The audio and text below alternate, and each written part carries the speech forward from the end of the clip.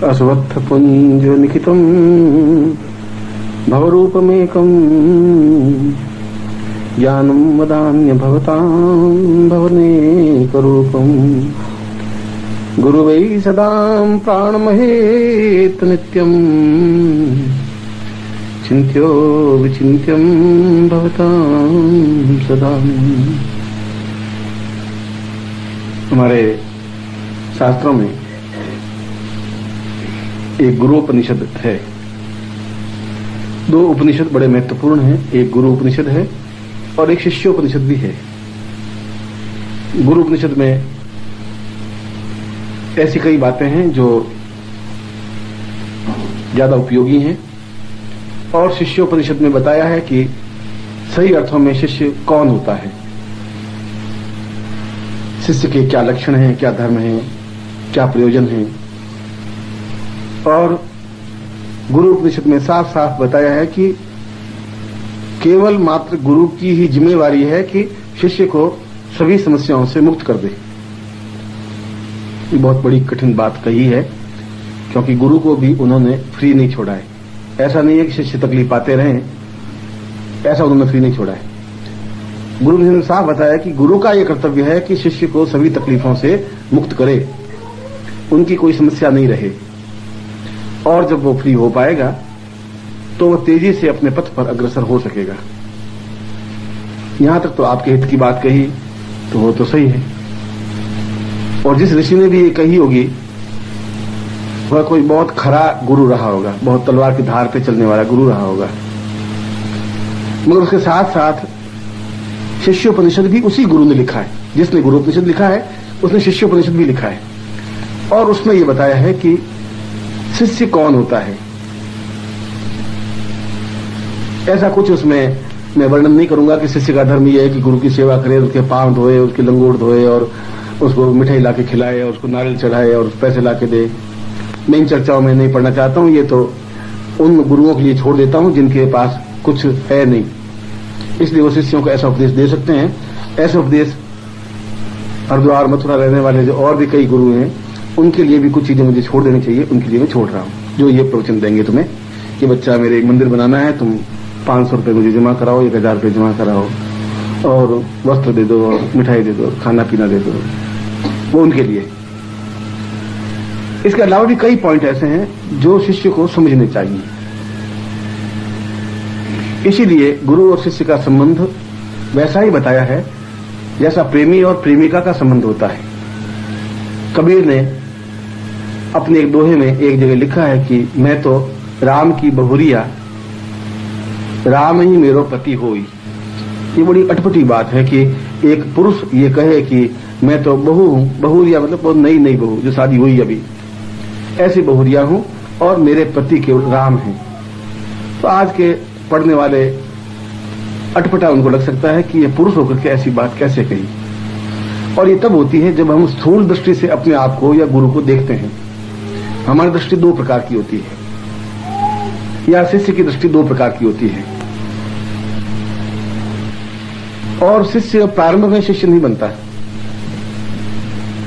सबसे पहले जब व्यक्ति संपर्क में आता है गुरु के, तब उसमें इतना तो ज्ञान होता नहीं कि गुरु को पहचान सके। अब इतना ज्ञान ही होता तो परम पद अवस्था में पहुंचा हुआ होता। जब वो गुरु को ही नहीं पहचान सकता तो आगे के देवताओं को भी नहीं पहचान पाएगा। इसलिए प्रारंभिक अवस्था में वह जिज्ञासु होता है। जो प्रारंभ में दीक्षा दे रहा हूं आपको, वह दीक्षा जिज्ञासु दीक्षा है। जिज्ञासु का मतलब होता है कि उसमें जिज्ञासा होती है, कई मन में प्रश्न होते हैं और वे प्रश्न उनके मन में उठते ही हैं। हालांकि वो अपने आप को शिष्य कहता है, गुरु भी उसको शिष्य कहता है, क्योंकि एक शब्द है शिष्य और शिष्य एक कॉमन शब्द है। जो भी आकर के खड़े खड़े भी गुरु के चरणों की हाथ लगा दिया तो उसने कहा मैं आपका शिष्य हूं, मैं तो 5 साल से आपको याद करता हूं। गुरु का अच्छे बच्चे, ठीक है बैठ जा बच्चे। अब उससे न तो शिष्य बना न वो गुरु बना, दोनों ही एक फ्रॉड है, एक परंपरा है। उसने शिष्य गुरु का गुरुदेव गुरुदेव, उसने कहा शिष्य देव, ऐसा हुआ। वह वैसा ही हुआ कि किसी के साथ सगाई हुई और लड़की को मालूम है कि इसके साथ शादी होगी, मेरी पति होगा। उस पति को भी मालूम है कि मेरी पत्नी बनेगी, मगर उसको ये तो नहीं कह सकता तुम मेरी वाइफ है, ऐसा नहीं कर सकता। मैं कहता है कि see my wife like a wife, ऐसा कुछ कहता है। ऐसा ही वो शिष्य और गुरु का हो गया। इसलिए सबसे पहले जब वो दीक्षा लेता है, जिसको हम प्रारंभिक दीक्षा कहते हैं, और दीक्षा का तात्पर्य है कि मैं उसको दक्ष करता हूं कि अभी तक ये कौओं की जमात में था, बगुलों की जमात में था। और बगुले की जमात ऐसी होती है, आपने बगुले देखे नहीं है शायद, कभी आप तालाब के किनारे या झील के किनारे जाके बगुलों को देखें, एक पांव पे खड़े होते हैं उस पानी के बीच में 2 घंटे, 3 घंटे, 4 घंटे, 5 घंटे, हिलते ही नहीं। आप कंकर से फेंको तो हिलेंगे नहीं, आप आवाज करो तो हिलते नहीं, एक पांव पे बिल्कुल खड़े रहेंगे और नजर भी इधर उधर नहीं करते, सीधे पानी के अंदर नजर रहती है और जो ही मछली आती है सीधी पकड़ लेते और कुछ उसका काम नहीं होता उनके लिए। इसलिए उनको बगुला भगत का है। बगुला भगत का मतलब है कि बस बिल्कुल एक पांव पे खड़े होकर के बस हे मछली दे, हे मछली दे, हे मछली दे, जो आई पकड़ ली। सूर्यवंशी से भी ऐसे ही होता है कि बस अब गुरुजी के चरणों को छू लिया, अब मेरे घर में बच्चे होने चाहिए, वो गुरुजी की कृपा से होने चाहिए, पैसा आया है गुरुजी की कृपा से, गुरुजी मेरे व्यापार नहीं चल रहा है वो भी आप चलाइए, मैं लखपति बनना चाहता हूँ वो भी आप लखपति बनाइए, मेरे बच्चे नहीं हो रहे हैं वो बच्चे भी मेरे होने चाहिए, घर में लड़ाई झगड़ा हो रहा है पति पत्नी बीच वो भी आप दूर कर दीजिए, मैं करोड़पति बनना चाहता हूँ वो सब आप ही करेंगे गुरुजी, मैं कुछ नहीं करूंगा। क्यों? मेरे से बन गए, 300 रुपया आपको दे दिया, खत्म हो गया, मेरा खेल तो खत्म हो गया। अब आप खुद कल्पना करिए कि गुरु की हालत क्या होती है, क्योंकि वो तो उम्मीद ऐसी लेकर चलता है और ये सारी उम्मीदें गुरु संभव नहीं हो सकती। मैं क्या, भगवान कृष्ण भी आके बैठ जाए तब भी नहीं कर सकता। उनको शायद 10,000 जन्म देने पड़े आपकी इन सारी समस्याओं को मुक्त होने के लिए। पहले तो इतनी समस्या थी नहीं, अब आपके पास समस्याओं का अलावा कुछ है नहीं, 100 समस्याएं हैं आपकी। इसलिए प्रारंभ में वो जब आता है, वो शिष्य उपनिषद की बात कह रहा हूं मैं, तो जिज्ञासु होता है, उसमें जिज्ञासा होती है कि गुरु क्या होता है, शिष्य क्या होता है, ये गुरु हैं भी कि नहीं है, ये गुरु मेरा कैसा कल्याण कर सकेंगे। चलो एक बार टेस्ट कर लेते हैं, गुरुदेव मेरा व्यापार नहीं चल रहा है तो आप मेरा व्यापार बढ़ा के देखिए। तो गुरु ऐसा नहीं, कर्म फूटे तेरे, मैं तो व्यापार नहीं बढ़ाऊंगा, ऐसा तो कह नहीं सकता। ऐसा कैसे कहेगा? क्यों? चरण छुए या 5 रुपए रखें, चलो अच्छे आशीर्वाद है, सब ठीक हो जाएगा, ऐसे ही कहेगा गुरु। माँ बाप को तुम आशीर्वाद मांगो, माँ बाप भी ऐसा कहेंगे, चलते बच्चे ठीक हो जाएंगे। अब उसके बाद महीने भर फिर रहता है, तो आपने कहा व्यापार में दुगना हो जाएगा, हुआ ही नहीं, वैसा वैसा। तो मैंने तुम्हें कब कहा था दुगना हो जाएगा? मैं तुम्हें गाली भी नहीं दे सकता था, मगर तुम्हारे मेरे बीच में कोई संपर्क भी नहीं बना। तुम चरण छूकर मैं आशीर्वाद दूंगा।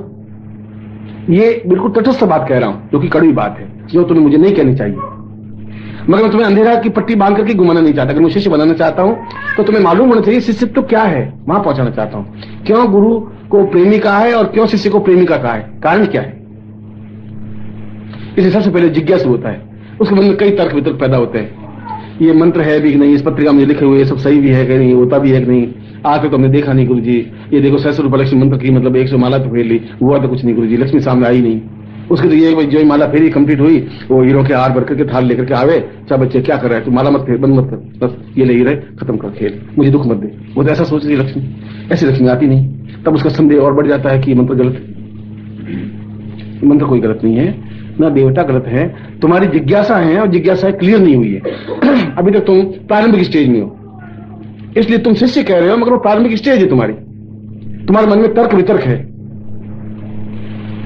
जिज्ञासा के बाद में दूसरा शब्द अगली स्टेज जब आती है, जब उसकी जिज्ञासाएं बढ़ती हैं, तब तो गुरु के पास आता है, तो गुरु उसको समझाने की कोशिश करता है, मगर उसको समझ में आती नहीं, क्योंकि उसका तो एक ध्येय है कि मेरे जीवन में ये सब घटनाएं घटनी चाहिए। उसका ध्येय कुछ नहीं, लक्ष्मी साधना करने का नहीं है। उसका ये भी ध्यान नहीं कि गुरुजी मेरे हृदय में बैठे, ऐसा कुछ ध्यान नहीं है। उसका तो एक ही है कि मतलब मैंने ये मंत्र जाप करूं तो मेरा ऐसा हो जाना चाहिए, जो मंत्र जाप पूरा किया तब ऐसा हो जाना चाहिए, जो लक्ष्मी साधना की लक्ष्मी मेरे घर में आ जानी चाहिए, स्वास्थ्य की साधना की मेरी तबीयत बिल्कुल एकदम जवान 25 साल का हो जाना चाहिए, और कोई ऐसा ताबीज पहना और पति पत्नी की लड़ाई झगड़ी खत्म हो जानी चाहिए, मैं गालियां भरी दूं, पत्नी बेचारे हाथ जोड़ के खड़ी रहे, ऐसा होना चाहिए। अब 1993 में तो ऐसा होगा नहीं, पत्नी भी तुम के सामने खड़ी होगी, जब तुम खड़े होंगे तो वो बेचारी खड़ी होगी सामने। अब वो तो है नहीं कि आज से 100 साल पहले वो पतिव्रता कर नीचे की हुई खड़ी रहे कि हाँ पतिदेव आप चाहे शराब पियो चाहे कुछ भी करो, मैं तो पतिव्रता हूं, मैं बोलूंगी नहीं। अब वो जमाना नहीं रहा, हकीकत ये है, प्रैक्टिकल चीज ये है। इसलिए दूसरी स्थिति जब आदमी बनती है, तब उसमें चैतन्य भाव बनता है। चैतन्य भाव, वो जिज्ञासा धीरे धीरे समाप्त होती है उसकी, बार बार रगड़ खाता है गुरु की, बार बार उसके संपर्क में आता है, तब उसके भाव में एक चैतन्यता आती है कि ये सब चीजें गौण हैं, इसके अलावा भी कुछ चीज है जो मुझे प्राप्त करनी चाहिए। ये तो वैसी हुई कि मैं समुद्र के किनारे जाऊं और कंकर पत्थर लेकर के खड़ा हो जाऊं, तुम क्या ज्यादा से ज्यादा 20-25 हजार रुपए प्राप्त कर लोगे। अगर मान लो गुरु बहुत खुश हो जाएगा, कोई ऐसी साधना तपस्या का अंश दे देगा, तो 25-50 हजार ले लेगा तुमसे, दे देगा तुम्हें, या तुम्हारे घर के कलंक मिटा देगा। जब ऐसे ही हो तो कंकड़ पत्थर चुन करके तुम इकट्ठे हो गए। और समस्याएं, जहां तक प्रश्न है, मैं तुम्हें चैलेंज देता हूं, मैं तो सबसे देता हूं कि 1 महीने का टाइम भी देता हूं कि कोई ऐसा व्यक्ति पढ़ के लाओ जिसको कोई तनाव, टेंस नहीं हो, कोई समस्या हो ही नहीं। बिना समस्या का कोई आदमी ले आओ तो मैं तो तुम्हें भी भगवान की तरह पूजूंगा, उसको भी पूजूंगा। सही नहीं? क्योंकि अगर तुम कोई समस्या नहीं करना चाहते, तुम्हारा पड़ोसी ने जिंदा नहीं रहने देगा, वो कोई उनको समस्या तेरे घर पत्थर फेंकेगा, तो समस्या पैदा कर देगा। कुछ ने पानी गिराया, ऊपर वाले नीचे पानी गिराएगा, कुछ हेडेक होगा, नहीं तो गवर्नमेंट जो अफसर है वो तुम्हारी हेडेक पैदा करेगा, समस्या पैदा होगी। यह युग ही समस्याओं का है।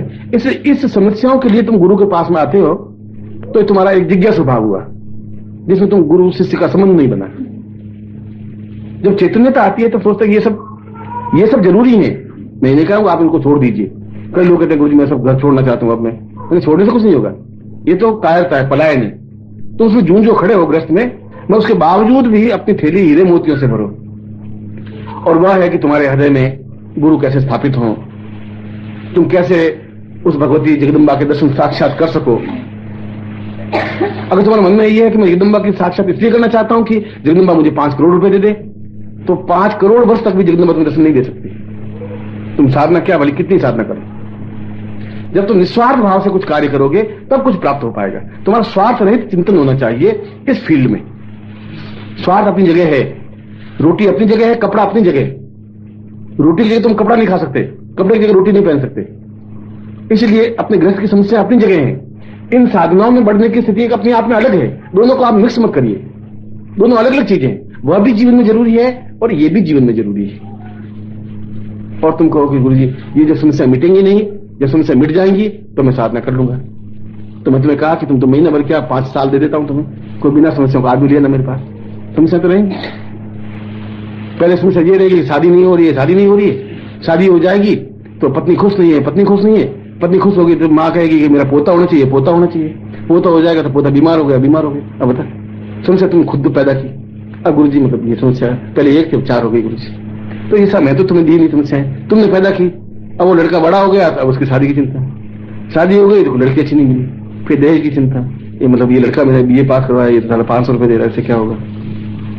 समस्या तुम खुद पैदा कर रहे हो, मैंने तो तुम्हें समस्या दी नहीं है। उन समस्याओं को पैदा करके मेरे पास तुम आ जाते हो कि गुरुजी अब मैं क्या करूं, मैं क्या कर सकता हूँ तुम्हारा। गुरुजी मैं लड़का नहीं हो रहा है, आप कुछ करिए। तो मैं कैसे कर सकता हूँ, तुम खुद करो अपने लड़के के लिए, मैं तुम्हें क्या के लिए, मैं ये काम भी मेरा तो है नहीं कि गुरुजी ये मेरे लड़के के लिए अब आप भी प्रयत्न करिए। ऐसी स्थिति मत करिए। उन दोनों को अब समझिए, जिज्ञासु भाव से आगे बढ़िए कि ये एक मेरा जीवन की समस्या एक तथ्य है, इनको भी मुझे मिटाना है, मगर मुझे उस रास्ते पर बढ़ना है जहां जीवन की उन्नति का रास्ता है, जहां कुंडलिनी जागरण का रास्ता है, जहां सहस्रार जागरण का रास्ता है, जहां भगवती जगदम्बा के दर्शन का रास्ता है, जहां गुरु को अपने अंदर स्थापित करने का रास्ता है, जहां अपने आप में मोक्ष प्राप्ति की स्थिति का रास्ता है, जहां सिद्धांत समझाने का रास्ता है। दोनों अलग अलग बात है। उसके साथ साथ इस रास्ते पर भी तुम्हें बढ़ना चाहिए। इस रास्ते पर बढ़ने के लिए तुम्हें 3 स्थितियां आएगी। अस्वत्थ पुंज निखितम भवरूपमेकम ज्ञानम वदान्य भवतां भवनेकरूपम गुरुवै सदां प्राणमहेत नित्यम चिन्त्यो विचिन्त्यं भवतां सदा। The essence of the vast ocean of knowledge of the Shastras was collected in the pictures of Upanishads, and thus 108 pictures in the form of Upanishads were created, filled with divine elixir. Of these 108 Upanishads, 2 are most important: the Shishyopanishad and the Guru Upanishad. It's been elucidated in Shishyopanishad who a real disciple is, what his qualities are, what his duty is, and what his aim is. Similarly, it has been clearly stated in Guru Upanishad that it is the responsibility of the Guru to solve all the problems of the disciple and help him get rid of them. It is a very difficult task because problems are there even in a guru's life. It cannot be that a guru lives in comfort while the disciple has to face all problems. It's been clearly stated in Guru Upanishad that the guru should liberate the disciple of all the problems. When a disciple shall thus become liberated, he shall be able to progress quickly on the path shown by the Guru. The sage who had said this must have been a very competent Guru, and he must have followed a very strict code himself. Shishyopanishad and Guru Upanishad have in fact been written by the same sage. It has been stated in it who a real disciple is.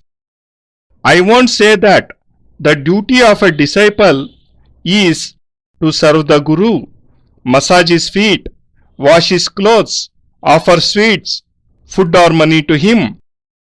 I don't want to go into such a discussion. I leave this to those gurus who do not have anything to give to the disciples and hence give such preachings. There are several gurus in Haridwar and Mathura who can preach like this. I should leave something for them to preach. Hence I leave this to them. They shall say to you, "Child, I have to get a temple constructed. Give me 500 rupees, some clothes, sweets and food." Other than this, there are several things which a disciple should understand. In the Upanishad, the relation of a guru and disciple has been said to be similar to the relation between two lovers. Kabir, a saint, has said in a couplet, "मैं राम की बहुरिया, राम ही मेरा पति होय." This seems to be a strange thing for a man to say that he is the wife of Ram and Ram is his husband. The people today may feel surprised how a man could have said such a thing. This appears strange only when we look at ourselves or the Guru with a corporeal vision. All of us or a disciple can have two types of ways to look at everything. A person does not become a disciple straight away. When he comes into the contact of a Guru, he does not have the capability of recognizing his Guru. If he had this power, then he would have already attained a high spiritual level. When he is not capable of recognizing the Guru, he cannot even recognize the gods. Hence, in the initial stage, he is just an inquisitive learner. The Diksha which I give to you in the beginning is Jigyasu Diksha. Jigyasu means an inquisitive person who wants to learn something. Several questions keep flooding the mind of such a person who is called a disciple by the Guru. Disciple is a common word, and whoever comes and touches the feet of a Guru says, "Gurudev, I am your disciple and I have been remembering you for the past 5 years. The Guru says, "Fine, my child, sit down." Just by saying these words, the person does not become a disciple and neither does one become a Guru. This is just a tradition. It is not at all correct. A person says, "Gurudev, Gurudev," and the Guru says, "Yes, my disciple." This stage is like an engagement between a man and a woman. The woman knows that she would marry the man and that he would be her husband. The man also knows that she would be his wife, but he cannot then say that she is his wife. He says that she is his fiancée. Similar is the relation of a guru and a disciple in the beginning. Hence, when a disciple obtains the first Diksha, it is called the Parampoojya Diksha or the first Diksha. And Diksha means that he is being initiated into spiritualism that till now he was among crows, among herons. You may not have seen a heron. Herons generally live near a lake for hours. They stand in water on one foot, waiting. You may throw a stone at it or shout at it, but it will not move. And as soon as it sees a fish, it dives its head into the water and catches its prey. Such deep is its concentration that it is called Bagula Bhagat or Saint Heron, while in reality it remains static just to fill its stomach. In the beginning, a disciple is quite like a heron. He touches the feet of a guru and says to him, "Guruji, help me. I don't have any children. My business is not flourishing. I want to get rich, and my wife keeps fighting with me. You can help me, and you have to solve all my problems. I have become your disciple, and I have offered 300 rupees to you as dakshina. Now my responsibility is over, and it is all up to you." Just imagine the plight of a guru. People have so many wishes, and fulfilling all of them is impossible even for God. If Lord Krishna appears today, even he cannot solve all their problems. He shall have to take birth 10,000 times in order to help you get rid of all your problems. First, man had no problem at all, and now he has nothing else but problems and more problems. According to Shishyopanishad, when a disciple comes to a guru, he is curious to know about him. He wants to know, what is a guru? What is a disciple? Is this guru real? How can he help me? Then he decides to test the guru once.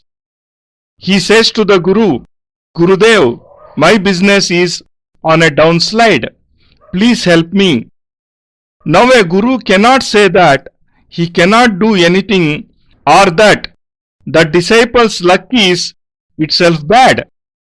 The disciple has touched the guru's feet and offered some dakshina. So the guru says, "I bless you, everything shall be fine." If you seek the blessings of your parents, even they shall bless you with better luck. After 1 month, the disciple returns to the guru and says, "Gurudev, you had said that my income shall double, but nothing has happened. Now, as a guru, I could not have abused you, and neither did any close bond form between you and me, so that I could have helped you. If you touch my feet, I shall surely bless you. This is the bare fact.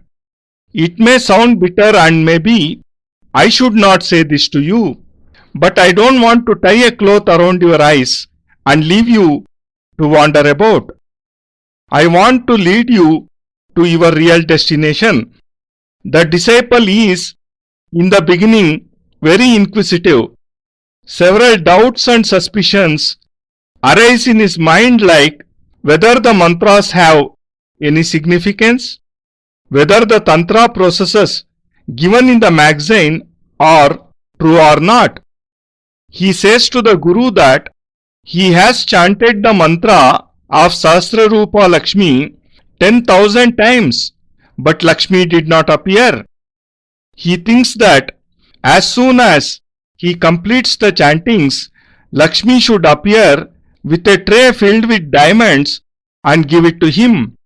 But Lakshmi does not appear, and doubts arise in his mind whether the mantra is correct or not. But in reality, neither the mantra nor the gods are wrong, rather your own concepts and perceptions are not clear. There are doubts in your mind, and you are still in the beginner's cradle.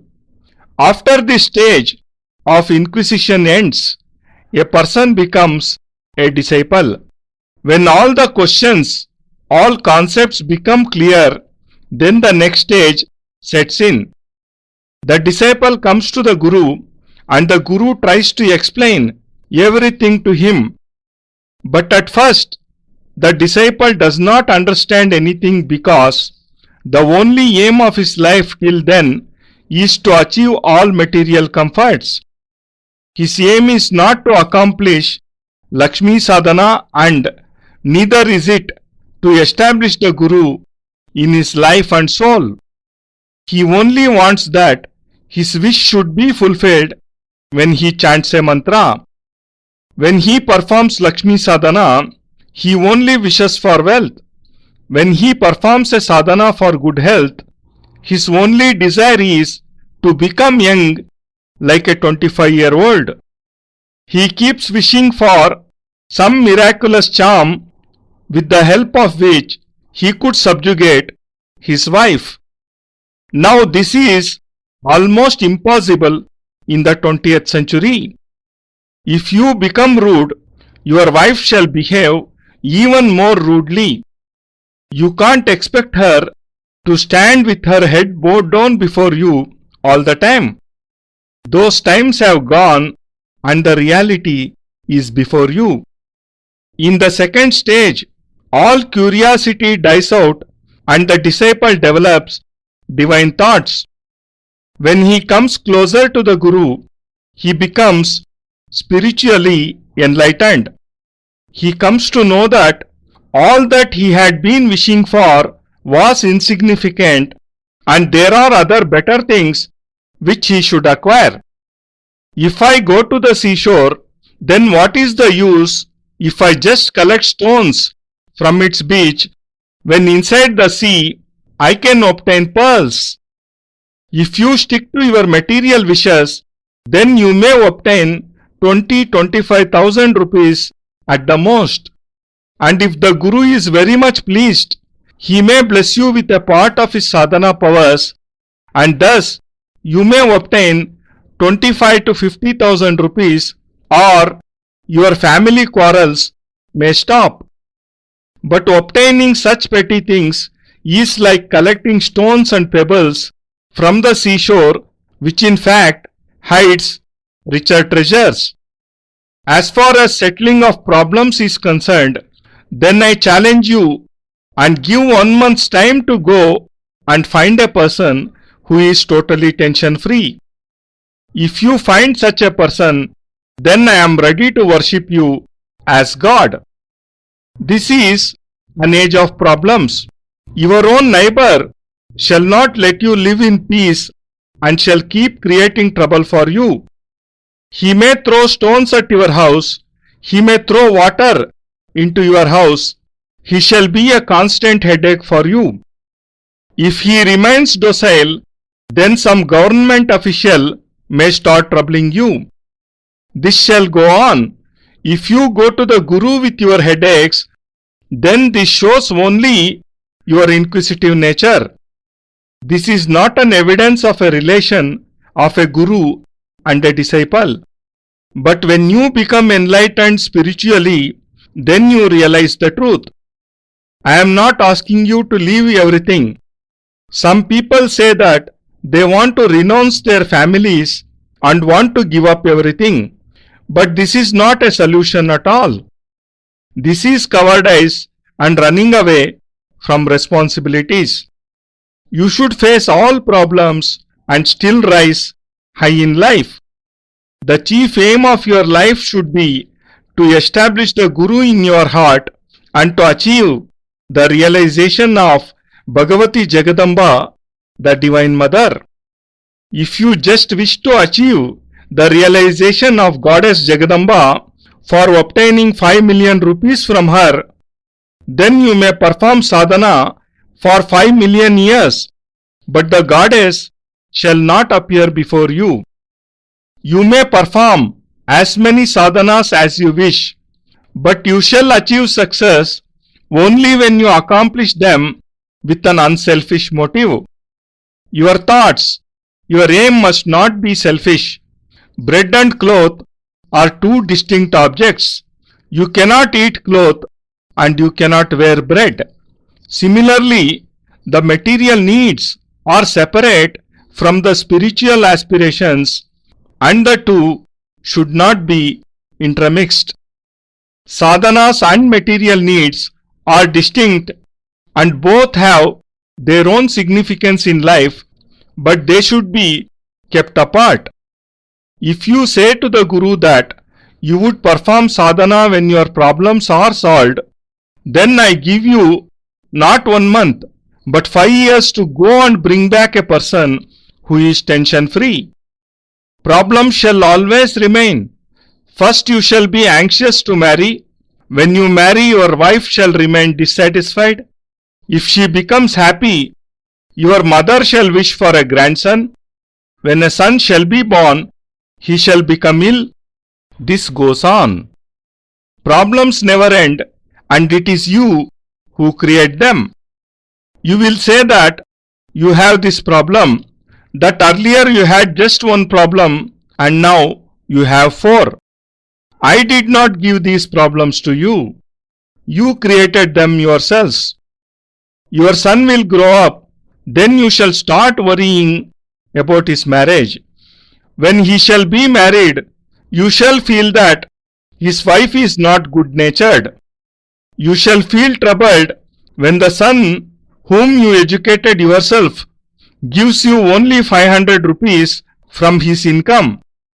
Is there any end to it? You have yourself created this state of chaos. I have not pushed you into it. You come to me and say, Guruji, what should I do now? You do not have a son and you come to me for help. What can I do?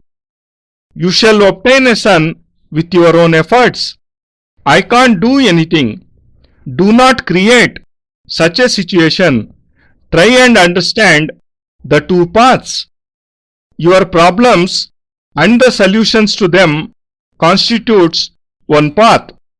The spiritual elevation of life is another path. The second path is more significant as it is the way to activation of Kundalini, the way to Sahasrar, the way to realization of God, the way to establish the Guru in yourself, the way to salvation, and the way to Siddhashram. Along with moving on the first path, you should also strive to progress on this second path. And there are 3 conditions for moving forward on this path.